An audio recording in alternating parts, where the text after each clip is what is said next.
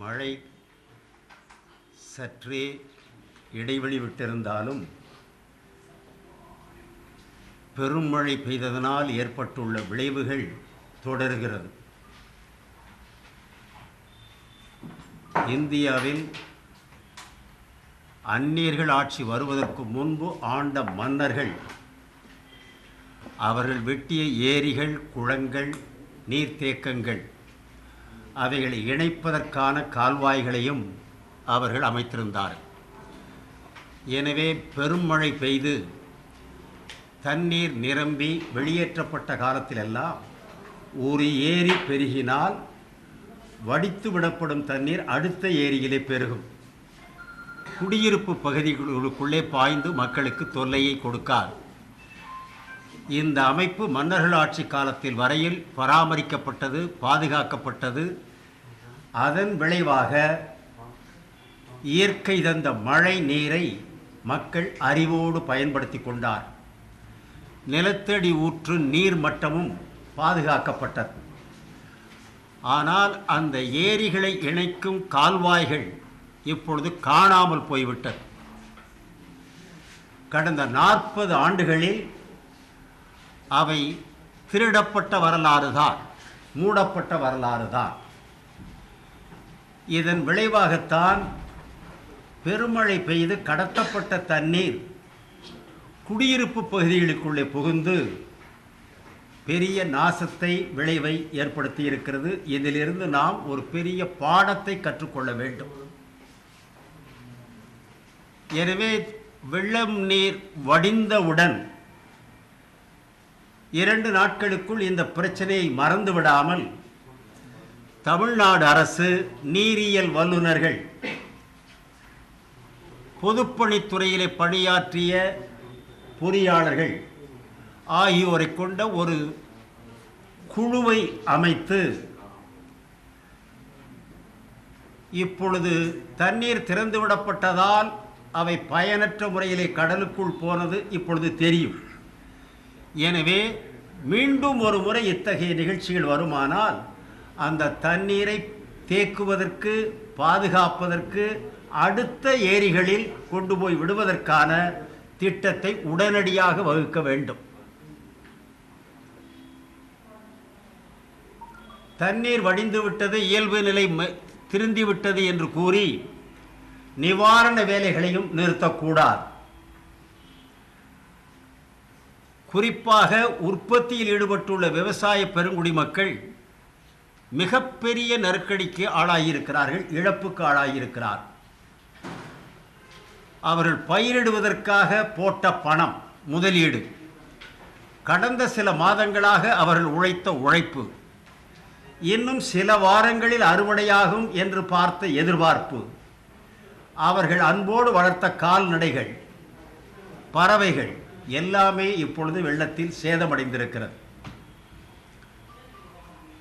இதை நிவாரண வேலைகள் என்று வரவு செலவு கணக்கில் அதிகாரிகளும் மாநில அரசும் பார்க்கக்கூடாது. இது ஒரு நிதி வரவு செலவு கணக்கு அல்ல. மீண்டும் உற்பத்தியில் ஈடுபட வைப்பதற்காக விவசாயிகள் நம்பிக்கையோடு உற்பத்தியில் ஈடுபட வைப்பதற்கான சகல உதவிகளையும் செய்ய வேண்டும். அதற்கு வரம்பு விதிக்கக்கூடாது.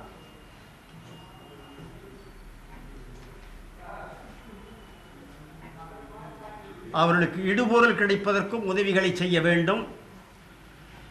கால்நடைகளுக்கு தீவனம் கொடுப்பதற்கும் உதவிகளை செய்ய வேண்டும். விவசாயிகள் கேட்பது யாசகம் அல்ல, நாம் கொடுப்பதும் கருணையின் அடையாளம் அல்ல. அவர்கள் காலம் காலமாக உண்டி கொடுத்து உயிர் காத்தவர்கள். எனவே அவர்கள்தான் உணவு தானியத்தை, காய்கறியை, கனிகளை, பால் அனைத்தையும் உற்பத்தி செய்ய வேண்டியவர்கள். அதை மீள் உற்பத்தி செய்வதற்குள்ள சகல உதவிகளையும் செய்வது என்பது உற்பத்தியாளர்களை ஊக்குவிக்கிற திட்டமாக கருதப்பட வேண்டும். தானமாக வழங்குவதாக நினைக்கக்கூடாது. இடிந்து போன குடிசை வீடுகளை அரசே திட்டமிட்டு கட்டி கொடுப்பதற்கான முயற்சிகளை மேற்கொள்ள வேண்டும்.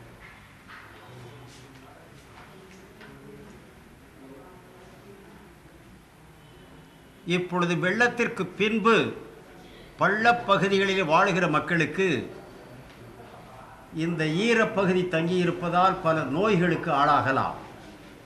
எனவே மருத்துவ முகாம்கள் தொடர்ந்து நடைபெற வேண்டும். முழுமையாக உலர்ந்த நிலை வருகிற வரையில் அந்த முகாம்களும் நிவாரணப் பணிகளும் தொடர வேண்டும். மத்திய அரசு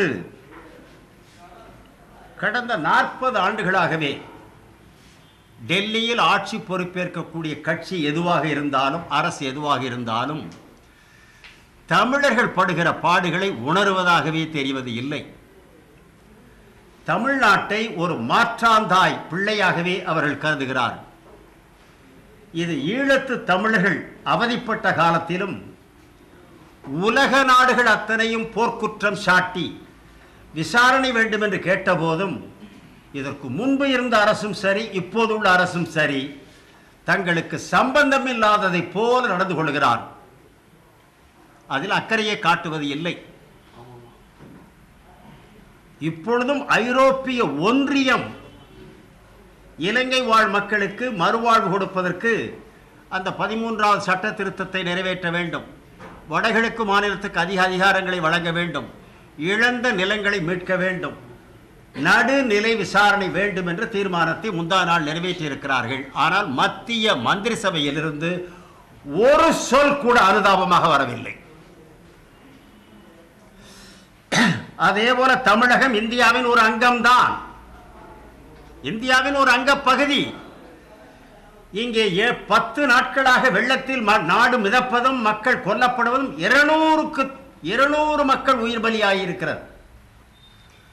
எனவே தங்களுக்கு அறிவிப்பு வரவில்லை என்று சொல்லுவது ஏதோ இன்னொரு கண்டத்தில் வாழ்வதை போல சொல்கிறார்.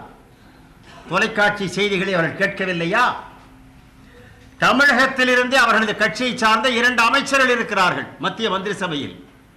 அவர்களுக்கு வெள்ளம் வந்ததும் செயற்பட்ட சேதமும் தெரியாதா? இதுவரையில் எந்த அறிவிப்பும் வரவில்லை. எனவே இது கண்டனத்துக்குரியது. அவர்கள் தமிழ்நாட்டு மக்களுடைய உணர்வுகளை புரிந்து கொள்ளாமலே ஒதுக்கும் ஒரு கொள்கையை தொடர்ந்து கடைபிடித்து வருகிறார்கள். அதே போல இந்த நெருக்கடி நிலையில் நிதியும் இதுவரையில் ஒதுக்க காணும். அந்த அறிவிப்பை உடனே செய்ய வேண்டும். முதல் தவணையாக 1000 கோடி ரூபாயாவது தமிழகத்திற்கு முதல் உதவி திட்டமாக வழங்க வேண்டும். பிறகு இழப்பு ஈடு எல்லாவற்றையும் மதிப்பீடு செய்த பிறகு முழுமையான தொகையை அவர்கள் வழங்கலாம். இப்போதைக்கு 1000 கோடியை முன்கூட்டி அவர்கள் வழங்க வேண்டும், உடனடியாக வழங்க வேண்டும்.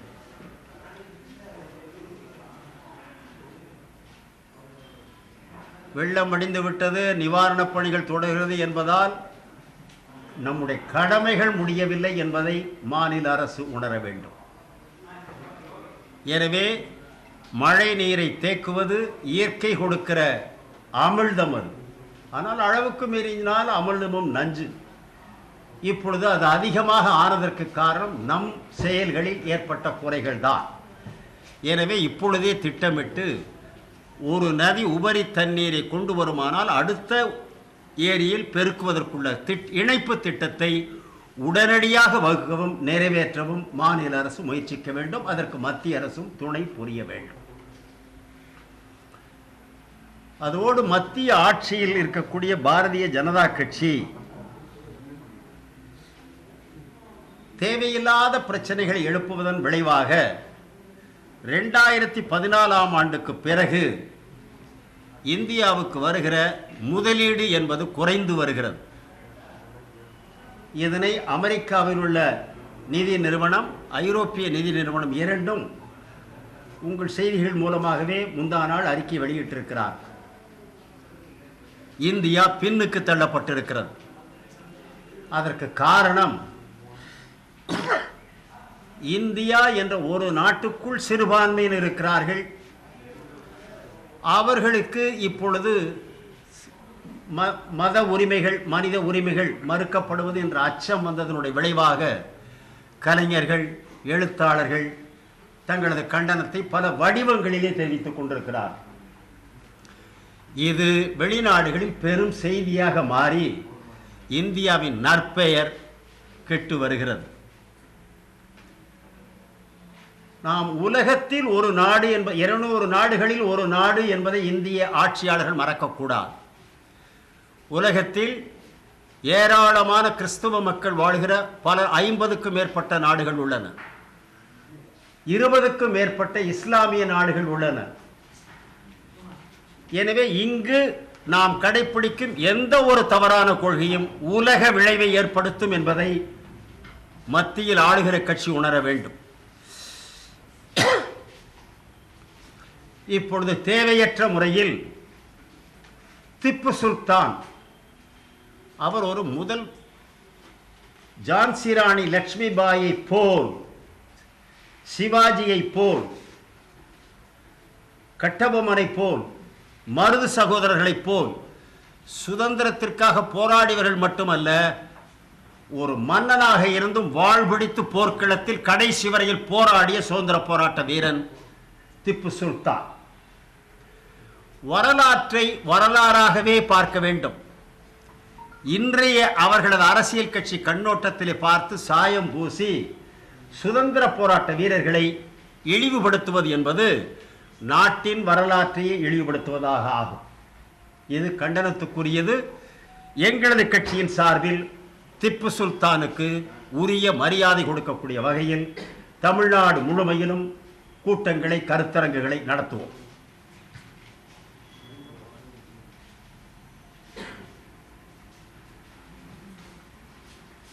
மத்தியில் ஆளுகிற பாரதிய ஜனதா கட்சி எப்பொழுதுமே இந்திய நாட்டில் மட்டுமல்ல உலக நாடுகள் முழுமையிலும் கைவிடப்பட்ட குழந்தைகள், அனாதை குழந்தைகள் அல்லது பிள்ளை பேறு இல்லாதவர்கள், மகப்பேறு இல்லாதவர்கள் குழந்தைகளை தத்து எடுப்பது வழக்கம். குழந்தைகளை தத்து எடுப்பது வழக்கம். ஆனால் சுதந்திர போராட்டத்தில் பங்கெடுக்காத ஒரு இயக்கம் என்பதால் இப்பொழுது தங்களுக்கு ஒரு வரலாறை உருவாக்குவதற்காக இறந்து போனவர்களை தத்து எடுக்கிற கட்சியாக பாரதிய ஜனதா மாறி இருக்கிறது. ஆகவேதான் என்றைக்கும் இல்லாத வகையில் காமராஜர் சிலைக்கு மாலை சூட்டுவது, அம்பேத்கர் சிலைக்கு மாலை சூட்டுவது, பட்டேலுக்கு சிலை வடிப்பது என்று தொடங்கி இருக்கிறார்கள். அவர்களது கட்சியின் முன்னோடிகள் யாரையும் மக்கள் முன்னாலே நிறுத்த முடியவில்லை. ஏனென்றால் அவர் சுதந்திர போராட்டத்தில் பங்கெடுத்ததே இல்லை. சுதந்திர போராட்டத்தில் பங்கெடுக்காத ஒரு இயக்கம் இப்பொழுது அவர்கள் குறிப்பிடுகிற இந்த மாபெரும் சுதந்திர போராட்ட தலைவர்கள், சர்தார் வல்லபாய் பட்டேல் ஆகட்டும் அல்லது மற்ற தலைவர்களாகட்டும், இவர்களுக்கும் அவர்களது கட்சிக்கும் எந்த காலத்திலும் சம்பந்தமே இல்லை. இப்பொழுது அவர்களுக்கு உரிமை கொண்டாடி தங்களுடைய பழைய வரலாற்றை மறைக்க முயற்சிக்கிறார். இது ஷேக்ஸ்பியருடைய பாணியிலே சொல்ல வேண்டுமானால், they are attempting to shine in borrowed robes. They are attempting to shine in borrowed robes. To shine in borrowed robes will suit dramatic groups but not a political outfit. அதாவது நான் சாம்ராட் அசோகன் மாதிரி நாடகத்துக்காக உடையடியலாம் முடியும் வரையில், ஆனால் அவன் வரலாற்றுக்கு வாரிசாக ஆக முடியாது. எனவே they can never inherit their claim to legacy. They may misappropriate their property but not to their legacy. So such an attempt will spoil the image of India, and on behalf of the Communist Party we condemn it. And we are going to carry on a campaign on all India basis against this intolerance.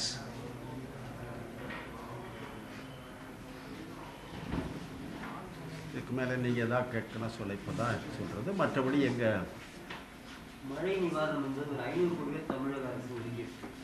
அது எடுத்த எடுப்பில் தொடக்க கால அறிவிப்பாக இருக்கலாம், அது போதாது.